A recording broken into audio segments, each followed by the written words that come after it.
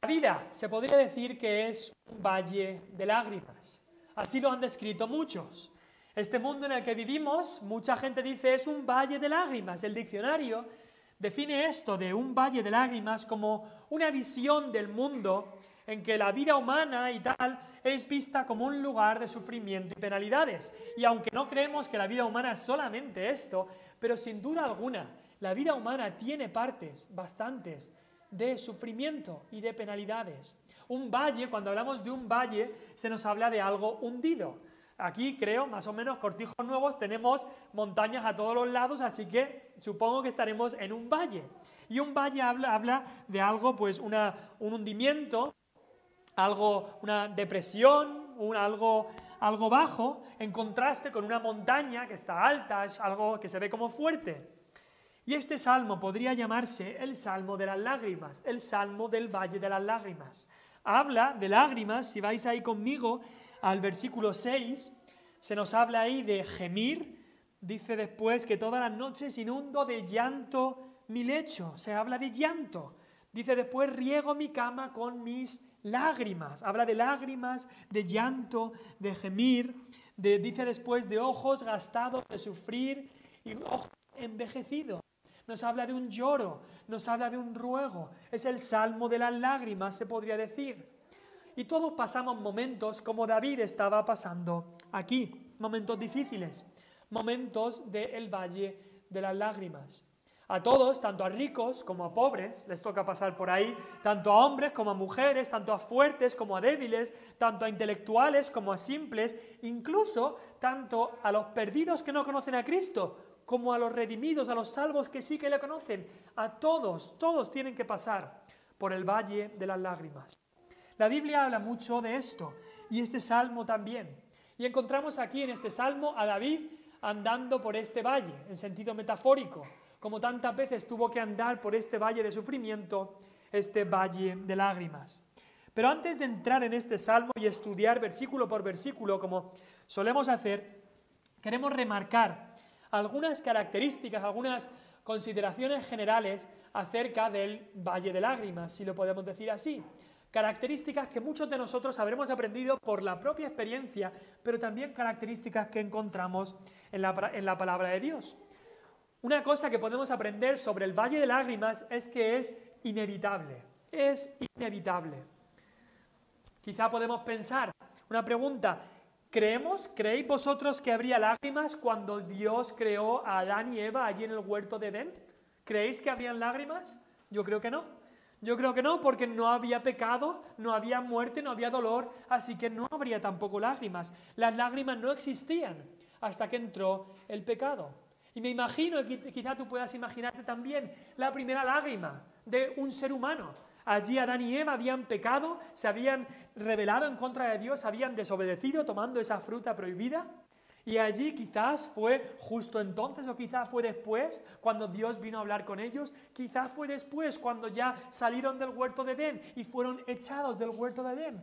Y me imagino ahí quizás fue Adán primero o quizá Eva, pero una lágrima cayendo por su mejilla, por lo que habían hecho, por el dolor que ahora sufrían. Le dijo, eso fue una de las maldiciones que le dio Dios a Adán, que con el sudor de su frente, que antes no existiría el sudor, con el sudor de su frente se comería el pan que iba a comer. Habría dolor, habría ahora espinos que causarían dolor, y el dolor causaría lágrimas. Y el dolor y las lágrimas son inevitables. Después que entró el pecado, el valle de las lágrimas ya no puede ser evitado. A través de toda la historia, el camino del hombre desde nacer hasta morir, en nuestro transcurrir por este mundo, siempre hemos tenido que pasar por el valle de lágrimas. Algunos en este mundo solo tienen que pasar por este valle de lágrimas algunas veces. Otros parece ser que no salen de este valle de lágrimas, siempre están ahí, en una vida llena de sufrimiento y de dolor. Pero es algo que todos tenemos que enfrentar. Llorar es una característica del ser humano, incluso cuando nacen los bebés, el doctor y los padres quieren que el bebé llore para ver si está bien, y si llora, pues es algo bueno, y llora pues de hambre o de dolor o de sorpresa o de lo que sea, pero es algo normal, es una característica del ser humano.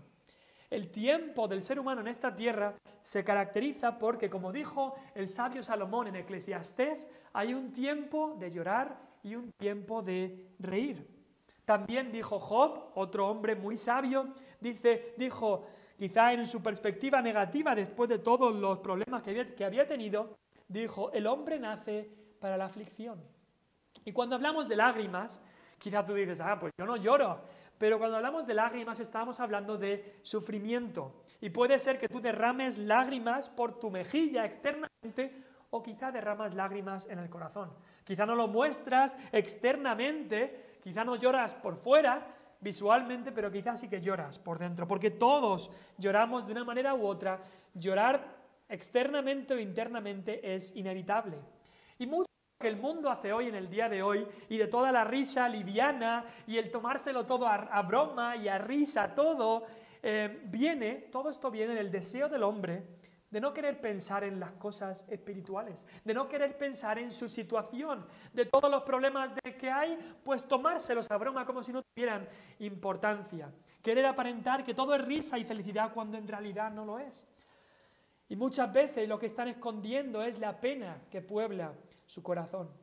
Y aunque el pecado no es la causa directa de todo sufrimiento, sí que podemos decir que el pecado es la causa remota de todo sufrimiento, de toda lágrima, porque si el pecado no hubiera entrado en el mundo, nunca hubiera habido lágrimas de dolor, nunca hubiera habido sufrimiento. Así que este valle de lágrimas es inevitable, también este valle de lágrimas es doloroso.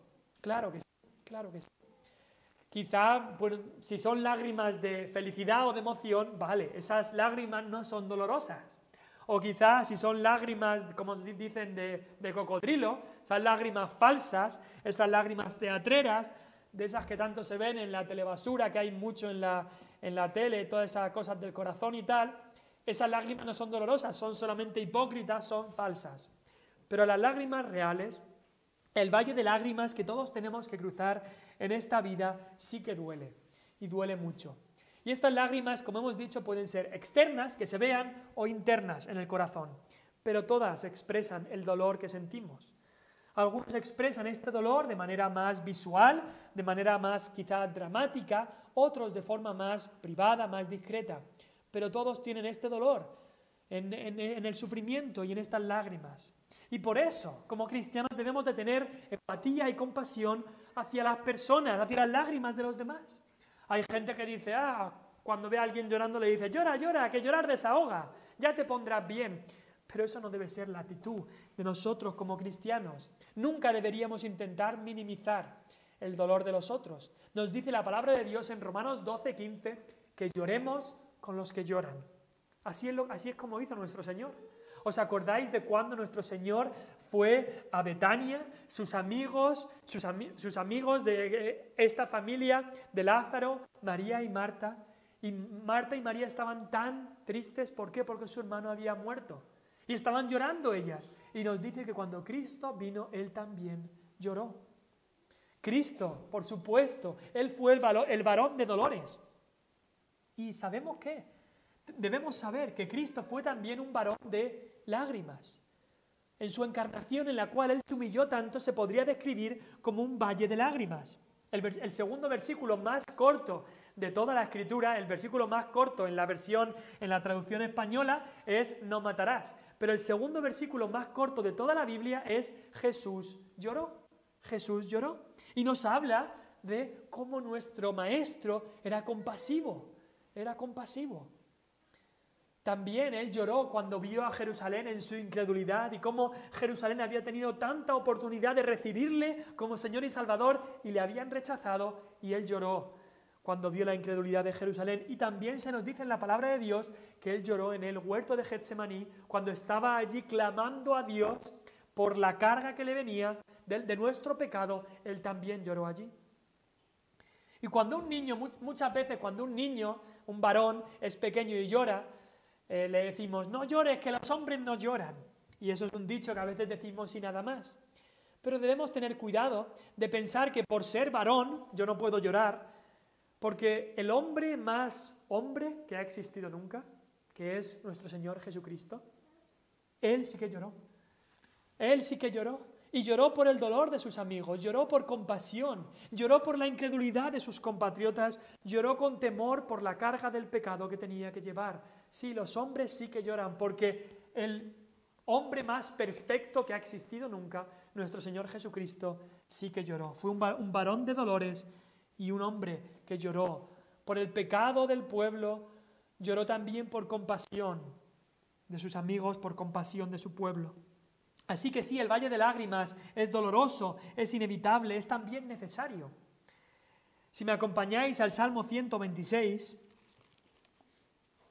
lo nombramos el Salmo 126 en la historia misionera que enviamos hace unos días, o creo que ayer, en los devocionales, nombrábamos este Salmo, Salmo 126, versículos 5 y 6. Y este valle de lágrimas es necesario, y es necesario para los cristianos, para aquellos que conocen a Cristo. Dice ahí, Salmo 126, versículos 5 y 6. Los que sembraron con lágrimas, hijos segarán. Irá andando y llorando el que lleva la preciosa semilla, mas volverá a venir con regocijo trayendo sus gavillas. Lo mismo dijo el apóstol Pablo en Hechos capítulo 20, no lo tenéis que buscar, dijo, sirviendo al Señor con toda humildad y con muchas lágrimas, y pruebas que me han venido por las asechanzas de los judíos. Y es que si como cristiano quieres sembrar la semilla del Evangelio, y debería de ser así, que todos como cristianos queramos hablar a otros, sembrar esta semilla, tienes que saber que no solo te va a costar esfuerzo, el sudor del esfuerzo, si se puede decir así, sino también te va a costar lágrimas de sufrimiento. Sudor y lágrimas, eso nos va a costar.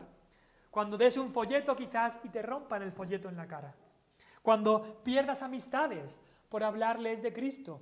Cuando quizás seas excluido del grupo porque tú no vas a hacer las cosas que ellos hacen en su pecado, porque no quieren tener un aguafiestas de amigo, quizá vamos a llorar, va a haber lágrimas. Para sembrar la semilla hace falta lágrimas, como dice ahí el Salmo 126, los que sembraron con lágrimas. Y también en la oración nos hace falta tantas lágrimas. Y me lo digo a mí mismo, me hacen falta tantas lágrimas en la oración. ¿Cuándo es la última vez que lloré o estuve compungido de corazón en la oración? Al orar por mi vida, al orar por los que están a mi alrededor, al orar por mis familiares, al orar por las almas de aquellos que están alrededor nuestra y que están yendo directos al infierno. ¿Lloramos? ¿Nos es una gran pena por su situación?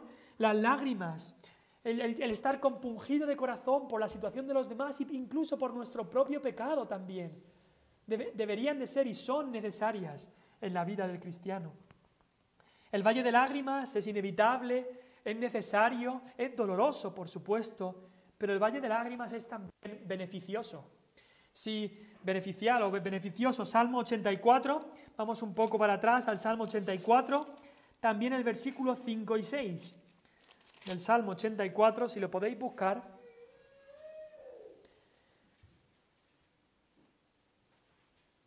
Salmo 84, versículo 5 y versículo 6. Dice ahí, versículo 5, bienaventurado el hombre que tiene en ti, hablando de Dios, sus fuerzas, en cuyo corazón están tus caminos.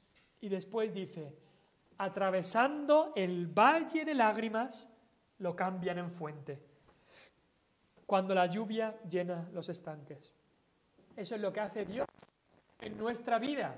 Cuando atravesamos el valle de lágrimas, que sí es inevitable, es doloroso, es necesario también, pero Él lo cambia en fuente. En vez de lágrimas de dolor, una fuente de alegría. Él cambia nuestras lágrimas en una fuente. Y de la misma manera, Él está haciendo esto para moldearnos, para darnos forma. Como el agua de un río va moldeando ese río e incluso va creando nuevas formas en este río, así también. Los ríos de las lágrimas en nuestra vida nos moldean, nos dan forma. Dios utiliza las lágrimas, Dios utiliza el sufrimiento de nuestra vida para darnos forma. ¿Y qué forma nos da? Nos hace más como Cristo. Eso es lo que hace.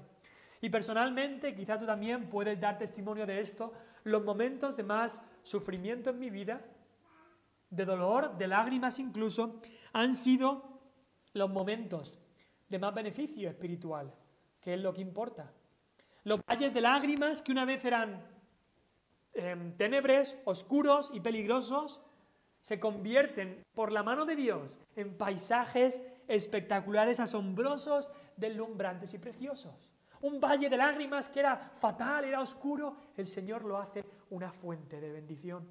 Y así incluso en nuestras vidas, como individuos, como matrimonios, como familias, eso es lo que quiere hacer Dios. Como dice el Salmo 30, quiere cambiar nuestro lamento en baile.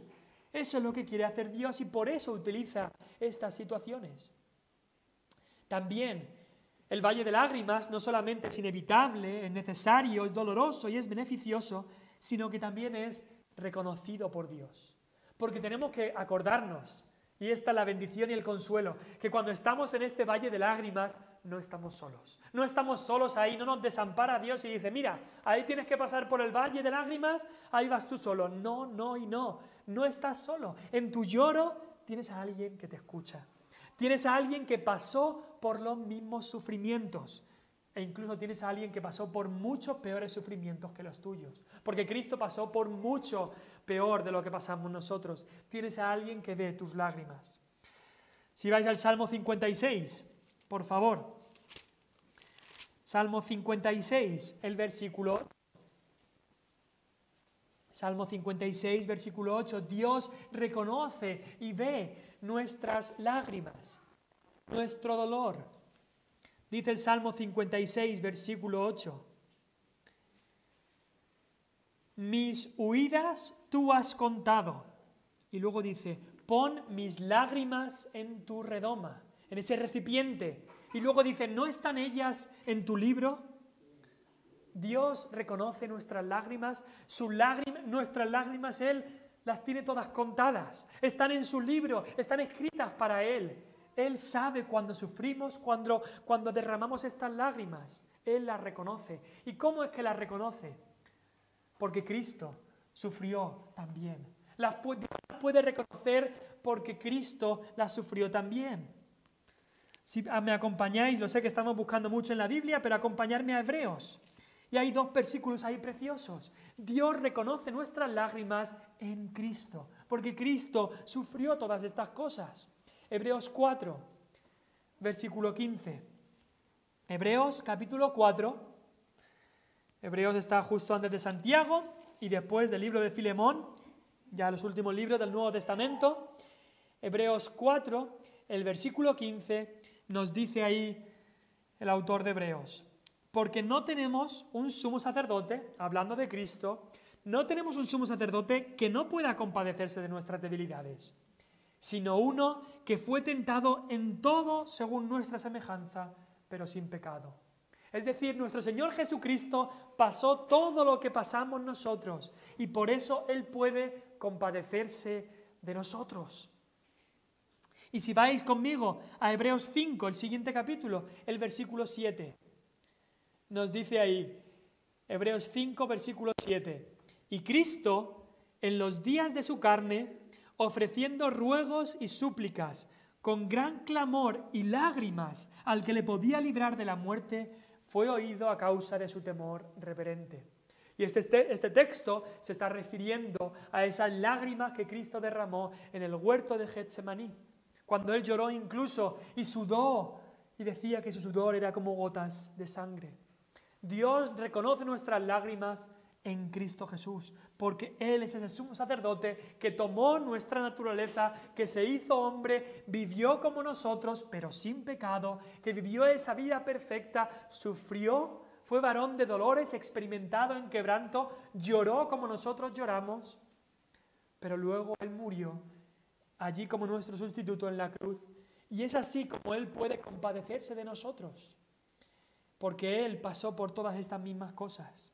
Así que así es como es este valle de lágrimas. Es inevitable, también es necesario, es doloroso, pero también es beneficioso para nosotros y es reconocido por Dios. Pero ahora la pregunta que quiero hacer es, ¿cómo debemos actuar los cristianos al pasar por este valle de lágrimas? ¿Cómo debemos actuar los cristianos al pasar por este valle de lágrimas? Y la respuesta la encontramos en el Salmo 6 que hemos leído al principio. Volvamos al Salmo 6 y ya nos quedaremos en el Salmo 6. Hemos estado estudiando un poco en estas 5 características de este valle de lágrimas que todos tenemos que pasar. Y ahora vamos a estudiar el Salmo 6 y a ver cómo debemos actuar ante o al pasar por este valle de lágrimas. Veremos una de las cosas que debemos hacer en el día de hoy y luego la semana que viene, Dios mediante, veremos otras 2 cosas que debemos hacer o cómo debemos actuar.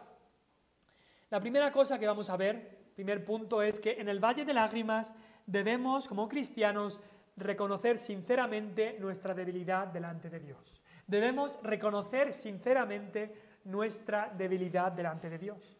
Y es que muchas veces nos cuesta tanto reconocer que somos débiles. Muchas veces nos cuesta reconocer que nosotros no podemos. Nos cuesta reconocer que todo lo que tenemos lo hemos recibido, que nada es nuestro. Nos cuesta reconocer que Dios es el que actúa en nosotros, tanto el querer como el hacer, por su buena voluntad. Nos gusta considerarnos como fuertes, como sanos, como poderosos, como capaces, como hábiles, y si es que tenemos alguna debilidad, le echamos la culpa a los demás, le echamos la culpa a las circunstancias, pero no vemos en nosotros la culpa de estas cosas. Así que debemos reconocer nuestra debilidad. Y debemos reconocer nuestra debilidad ante el pecado. Eso nos dice el versículo 1 del Salmo 6. Salmo 6, versículo 1, dice David: Jehová, no me reprendas en tu enojo, ni me castigues con tu ira. Este salmo comienza con un reconocimiento de parte de David, que David merecía la reprensión y el castigo de Dios. David no se está quitando responsabilidad, sabía que se merecía eso por su pecado, se reconocía pecador. Pero David aquí le pide a Dios que al reprenderle, que no le reprenda en su enojo, que no le castigue en su ira, sino que al castigarle no sea para condenación, sino para santificación. Y así también nosotros le podemos pedir a Dios, si es que Cristo nos ha salvado con su sangre, le podemos pedir a Dios entonces que cuando pecamos, que sí, Dios nos va a castigar, porque el Padre al Hijo que ama disciplina, pero que cuando nos castigue como hijos que somos, nos castigue como un padre castiga a su hijo, con amor. Por supuesto que Dios nos tiene que castigar, porque el Padre al Hijo que ama disciplina. Si no hay castigo, no somos hijos, sino bastardos. Pero sabemos que Él no nos castigará con su ira. ¿Por qué? Porque la ira de Dios, que debía caer sobre nosotros, ya fue derramada sobre Cristo Jesús. Así que cuando Dios nos castiga como sus hijos, ya no nos castiga con su ira, sino que nos castiga en amor, como el Padre castiga a su Hijo. Así dijo también Jeremías, el profeta Jeremías, en Jeremías 10, versículo 24, dice Jeremías: castígame, oh Jehová, mas con juicio, no con tu furor, para que no me aniquiles. Y así Dios, a los que hemos creído en Cristo, sí que nos castiga, pero nos castiga en amor, para santificación, para llevarnos más y más cerca de Él. Este salmo, el Salmo 6, ha sido considerado desde los tiempos de la Iglesia primitiva como un salmo penitencial, también como el Salmo 51 o el Salmo 32. ¿Y a qué me refiero con penitencial? Son salmos que expresan una contrición de espíritu, un convencimiento de que David había pecado y contienen confesión de pecados. Por eso se llaman salmos penitenciales. Sabemos que el Espíritu Santo es quien nos convence de pecado, de justicia y de juicio. Así que al leer un salmo así, debemos de pedirle al Espíritu Santo que utilice un salmo así para convencernos de pecado, para que nos demos cuenta de aquellas partes en nuestra vida en las que no estamos andando como Dios quiere. Reconozcamos el pecado y esto debe llevarnos a arrepentirnos del pecado. Y también, como dice David ahí en el versículo 8, a apartarnos del pecado. No solamente apartarnos del pecado, sino apartarse de todos los que hacen iniquidad. Apartarnos de aquellos que hacen lo malo. Y muchas veces eso significará apartarnos de amigos o apartarnos de incluso algunos que son cercanos. Pero si sabemos que esas personas nos llevan a hacer lo malo, entonces debe haber una separación allí. Oremos entonces como David, que el castigo de Dios, que no sea en enojo ni en ira, sino en amor de ese pacto que Dios ha hecho con nosotros, en amor paternal. Así que reconozcamos nuestra debilidad ante el pecado, pero también nuestra debilidad en las enfermedades. Porque dice ahí, versículo 2, ten misericordia de mí, oh Jehová. ¿Por qué? Porque estoy enfermo. David estaba enfermo. Después dice ahí, sáname, versículo 2, sáname, oh Jehová, porque mis huesos se estremecen. No sabemos en qué situación estaba David en este salmo, pero sabemos eso, que estaba enfermo. Y también todos nosotros deberíamos reconocer nuestra debilidad en la enfermedad y saber que dependemos totalmente de la mano de Dios.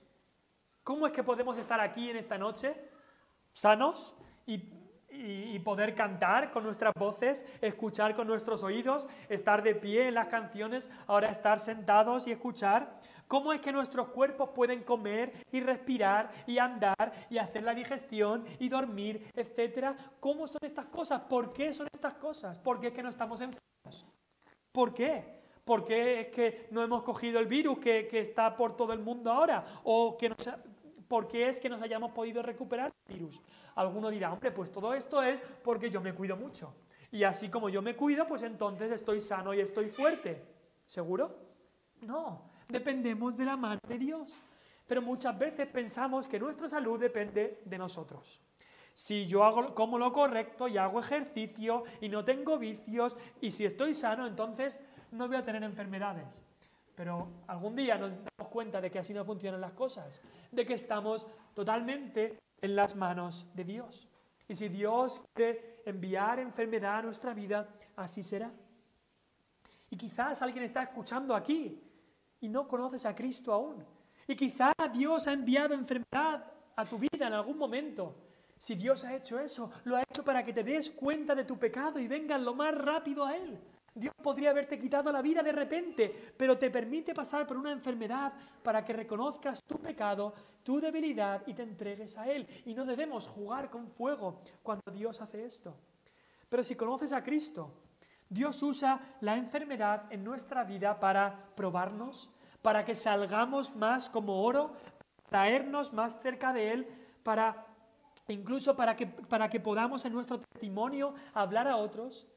Y en esto, Dios mismo es el que nos da el mayor consuelo, porque el Señor sabe, Él sabe lo que están pasando aquellos que Él ama. Como le dijeron Marta y María al Señor Jesús, le dijeron, he aquí el que amas está enfermo. Y cuando un cristiano, un hijo de Dios se pone enfermo, el que ama a Dios está enfermo. El que ama a Cristo está enfermo y Él le va a consolar y Él le va a confortar en su enfermedad. Y Dios permite todo esto para que Él se lleve la gloria, para que su Hijo Cristo se lleve la gloria. Pero los tiempos de enfermedad, aunque sean tiempos difíciles, que lo son tiempos muchas veces muy provechosos para el cristiano. Dijo Carlos Spurgeon, dijo estas palabras: me atrevo a decir que la bendición terrenal más grande que Dios puede darnos es buena salud, con la excepción de la enfermedad. La enfermedad ha sido a menudo más provechosa para los santos que la buena salud. Y muchas veces ocurre esto. Así que debemos reconocer nuestra debilidad ante el pecado, nuestra debilidad también en las enfermedades. Debemos también reconocer nuestra debilidad ante nuestros enemigos. Mira lo que dice el versículo 7. Mis ojos están gastados de sufrir. Está hablando ahí de llorar. Dice, mis ojos se han envejecido a causa de todos mis angustiadores. Había enemigos en la vida de David. Había adversarios, angustiadores.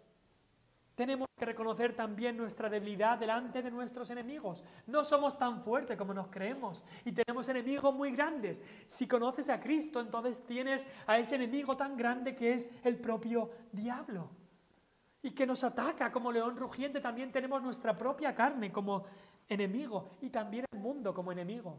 En el Salmo 42, versículo 3, dijo David, fueron mis lágrimas mi pan de día y de noche, mientras sus enemigos le decían todos los días, ¿dónde está tu Dios? Así sufría David y así nos contaba en el Salmo 42, versículo 3.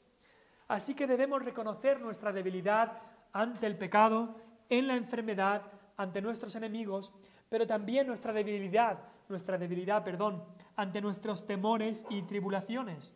En el versículo 3 del Salmo 6, dice ahí David: mi alma también está muy turbada. Mi alma también está muy turbada. Versículo 3. Y si la debilidad del cuerpo es angustiosa, aún más angustiosa es la debilidad del alma, la debilidad del espíritu, las enfermedades que muchas veces tenemos en nuestra propia alma, los temores, las turbaciones, las preocupaciones del día a día, las fobias que quizá podemos tener, el estrés, todas estas cosas incluso pueden hacernos más daño que una enfermedad física. Y todas estas cosas emocionales y mentales muchas veces son lo que causa después enfermedades físicas, enfermedades externas del cuerpo. La turbación del alma es la peor de las turbaciones. Pero incluso si la tapamos y si la negamos y si la ocultamos, nos hará incluso más daño aún. Así que cuando vengan esos problemas, turbaciones, ansiedades, lo que tenemos que hacer es lo que nos dice la palabra de Dios en 1 de Pedro 5:7. Echando toda vuestra ansiedad sobre Él, sobre nuestro Dios, sobre nuestro Señor Jesucristo, echando toda nuestra ansiedad sobre Él. ¿Por qué? Porque Él tiene cuidado de vosotros. 1 de Pedro 5:7. Así que debemos reconocer nuestra debilidad ante el pecado. Somos pecadores, arrepintámonos. Nuestra debilidad ante nuestros enemigos, nuestra debilidad en las enfermedades, nuestra debilidad en las turbaciones y en los temores de los que habla ahí el versículo 2 y el versículo 3. Y también reconocer nuestra debilidad ante la muerte que viene a cada uno de nosotros. Dice ahí el versículo 5, porque en la muerte no hay memoria de ti, en el Seol, ¿quién te alabará? David, en este momento de su vida, tenía miedo a la muerte física. E incluso estaba en un momento tan bajo en este valle de lágrimas que él estaba, que tenía incluso miedo de una muerte eterna alejado de Dios. Nadie alaba a Dios en el infierno. Dice ahí David, en el Seol nadie alaba a Dios. Tenemos que acordarnos que en el infierno, en el Seol, nadie glorifica a Dios. Las almas en el infierno no buscan a Dios, no. Ahí están por toda la eternidad odiando a Dios y en amargura a Él. No tenemos que pensar que las almas, la gente se arrepentirá en el infierno, pero ya será demasiado tarde. No, nunca se arrepienten. Están ahí odiando a Dios y en amargura hacia Dios por toda la eternidad. Y David sabía que aquí en este mundo Dios le había permitido glorificarle y servirle. Y por eso él quería pedirle a Dios que su tiempo aún no hubiera llegado y que pudiera servirle más y más en este mundo. Es una lucha parecida a la que tenía el apóstol Pablo, que decía, hombre, ir ya al cielo, ir y estar con Cristo es mucho mejor, pero sé que quedarme aquí es más necesario por causa de vosotros. Y decía, para mí el vivir, es decir, quedarme aquí con vosotros, es Cristo, y el morir es ganancia, pero no sé qué debo elegir. Y aquí David lo que hace es pedirle a Dios, dame más tiempo en esta tierra. Sé que estoy enfermo y puede ser que la muerte esté cerca, pero dame más tiempo para servirte y para alabarte y glorificarte en esta vida. Y es un caso muy parecido al rey Ezequías. Si me podéis acompañar, y acabamos ya con esto, a Segunda de Reyes, el libro de Segunda de Reyes, el versículo 20. El libro de Segunda de Reyes, versículo 20. Y voy a leer ahí 5 versículos. Segunda de Reyes 20, del 1 al 5, dice la palabra de Dios. En aquellos días Ezequías cayó enfermo de muerte. Y vino a él el profeta Isaías, hijo de Amoz, y le dijo, Jehová dice así, ordena tu casa, porque morirás y no vivirás.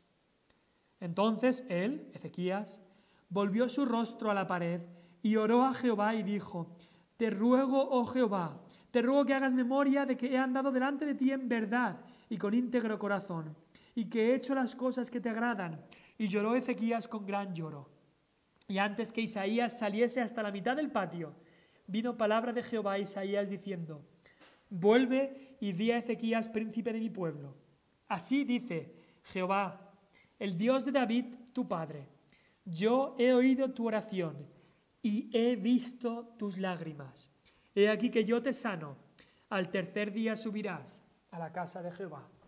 En este caso, Dios quiso sanar al rey Ezequías. Probablemente una de las razones de que el rey Ezequías quería poder tener más vida en este mundo es que no tenía un hijo, no tenía nadie que continuara el reinado. Este linaje que Dios había prometido del que vendría el Mesías. No tenía nadie que continuara. Así que probablemente esa es una de las razones de que Ezequías le pidió a Dios más tiempo. Ahora, sabemos que en la vida de Ezequías, este tiempo extra que le dio Dios en su vida, quizás no fue de mucho provecho, porque leemos que en este tiempo que Dios le dio estos 15 años más, él se alió y hizo alianzas con aquellos que odiaban a Dios, y también tuvo un hijo llamado Manasés, pero un hijo que fue el rey más malvado que hubo en toda Judá, y no sabemos si quizá vio un mal ejemplo en esos últimos años de su padre, no lo sabemos. Pero como estamos diciendo, este valle de lágrimas que pasó Ezequías, lo que él hizo es acudir a Dios, y Dios le dice ahí, he visto tus lágrimas. Este valle de lágrimas, como hemos dicho, es inevitable, es doloroso, pero es necesario como cristianos que pasemos por ahí, y es beneficioso. Dios cambia el valle de lágrimas en una fuente de alegría y también es reconocido por Dios. Como hemos leído ahí, Dios vio las lágrimas de Ezequías y Dios vio las lágrimas de David y Dios ve tus lágrimas y ve mis lágrimas. ¿Y cómo debemos actuar al pasar por este valle? Pues tenemos que reconocer nuestro pecado, reconocer que somos débiles, que no podemos, pero con la ayuda de Dios en Cristo, Él lo puede hacer todo en nosotros y por nosotros. Vamos a orar, tendremos los anuncios y después cantaremos otra canción. Vamos a orar.